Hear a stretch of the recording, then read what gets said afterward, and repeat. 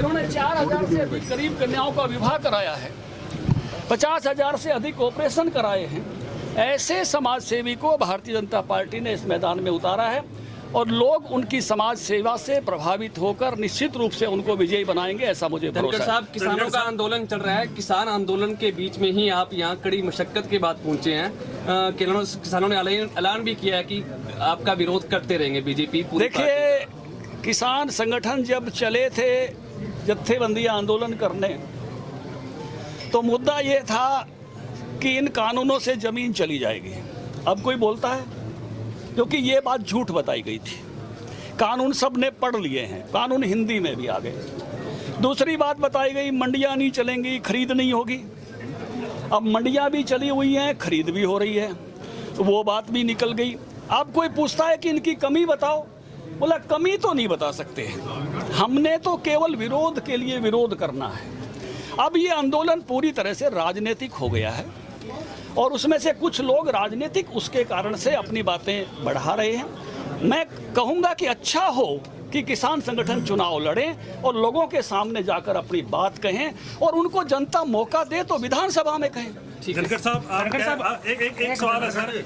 BJP कहती है कि उनका इतना बड़ा कैडर है, पिछली बार पवन बेनीवाल आए तो उनको टिकट दे दी, अब कैंडिडेट इंपोर्ट करना पड़ा, अब गोविंद कांडा जी को चुनाव किया। बीजेपी के पास अपना कैंडिडेट नहीं है। देखिए, बीजेपी इसीलिए बड़ी है, सिमट जल भरे ही तालाबाद, सब अच्छे लोगों को लेकर हम साथ चलते हैं। धनखड़ साहब, आपके पास में क्या मुद्दे रहेंगे? जी, निशान सिंह जी, जेजेपी कितना का कैडर लेके चुनाव लड़ेगी यहाँ पे?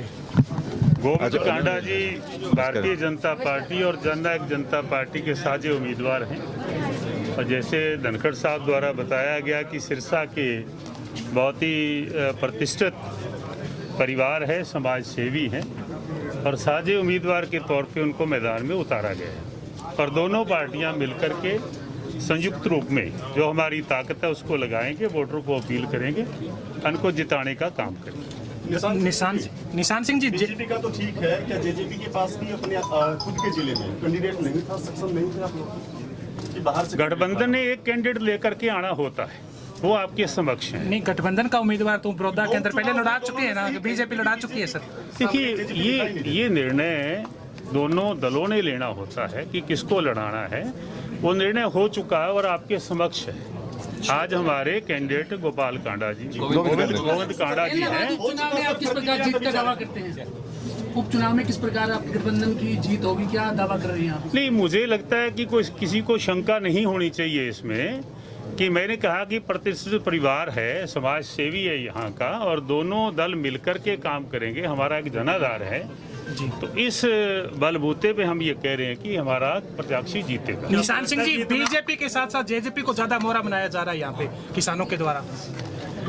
देखिए, ऐसा कुछ नहीं है जो सोशल मीडिया और चीज़ें कहती हैं। हर व्यक्ति ने अपना काम करना है। वो किसान आंदोलन के बारे में आदरणीय धनखड़ साहब ने सारी बात कह दी है। मैं तो ये कहूँगा कि चुनाव लड़ना एक हमारा संविधान के मुताबिक राइट है। वो चुनाव में हम कूदे हैं, वो चुनाव लड़ेंगे और जीतेंगे। गोविंद जी, आप किस तरह मानते हो इस चुनाव को? क्या पूरी बीजेपी और जेजेपी के साथ में मिलकर काम करेगी आपको? देखिए, बिल्कुल जेजेपी और बीजेपी मिलकर सारा संगठन खड़ा रहेगा और हमारा एक ही अब की बारी इलाहाबाद में कमल खिलेगा। लेकिन पहली बार इलाहाबाद के अंदर आए, पहली बार भी आपको किसानों के द्वारा विरोध करना पड़ा है? नहीं, ऐसा कोई विरोध नहीं है। किसान मेरे साथ है, मेरा परिवार है, ऐसा कुछ नहीं।